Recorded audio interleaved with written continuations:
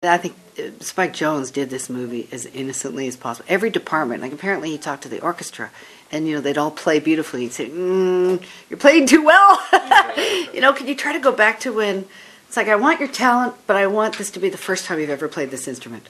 And the same with us actors doing the voices.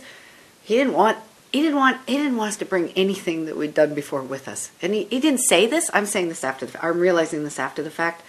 It was like, forget your experience.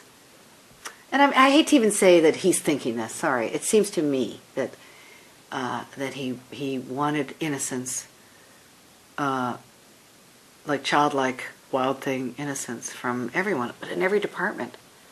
It's very cool that way. And the same with the digital animation, the faces. Don't do it like you've done it forever and you know what you're doing. Start fresh from what these characters are going through, and be with them in the moment.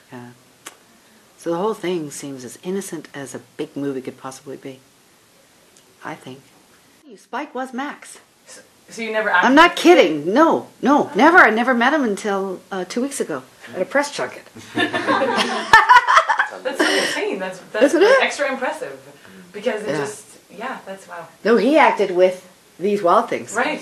And they were right there for him. And if you look at the making of book, I think he actually, they have a little bit of his words in it, but he was really sad the day he had to say goodbye to all of them.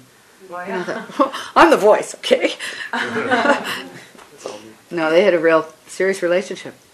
You keep differentiating, almost subconsciously, between people and Wild Things, but... No, I know I do, but they are. But they are people. Yeah, I mean, that's they're what we ultimately are. they're expressions of personalities and elements, and it's so clear that the kid is processing what he knows of grown-ups. Yeah. So were you ever? I mean, and given that Jones's direction apparently is so intuitive, was he? Did you ever get sort of a frustration with Judith's frustration? Does that actually build into the character? Oh, yeah. She doesn't know what's going on and responds by lashing out all the time. Yeah, because he and Catherine Keener would take turns playing Max for us, and when he needed her to, he would have her play Max, and her Max was a very curious kind of sweet Max, and his was a... I think I should pull off that horn. Why don't I pull that off and give it to... I think Alexander needs that. Why? Excuse me? I said the F word 1,000 times when we were shooting. Because he was so in my face. He really was. He was always trying to piss me off. Jump on my back. I mean, as Max he was, And yeah, I got into... And I kept saying, are you sure you're king? Are you sure? Because, And my thing for Jews was like, well, yeah, I've given my trust before, I've given my trust and I was let down and I don't want to go through this. I'm so protective, and I felt like Judith, because Judith needed to really, okay, let go of that shit and just give yourself to this guy. And I felt like that, like, whoa, I feel like I'm 90 years old and I want to be a kid and I just want to let go. And so I could relate that way.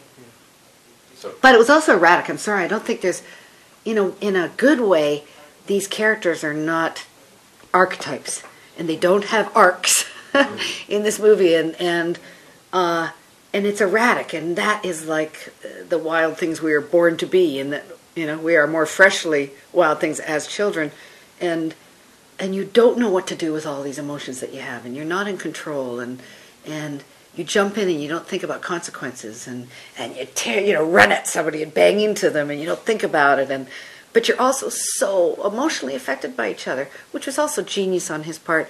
Instead of having us, boy, I said I didn't have a thought, but I do go on, don't I? It was genius of him to put us together because they are so affected. They're so dependent on each other in every moment. Now I feel okay. Now, oh, what happened there? Oh, no. Because we are, as humans.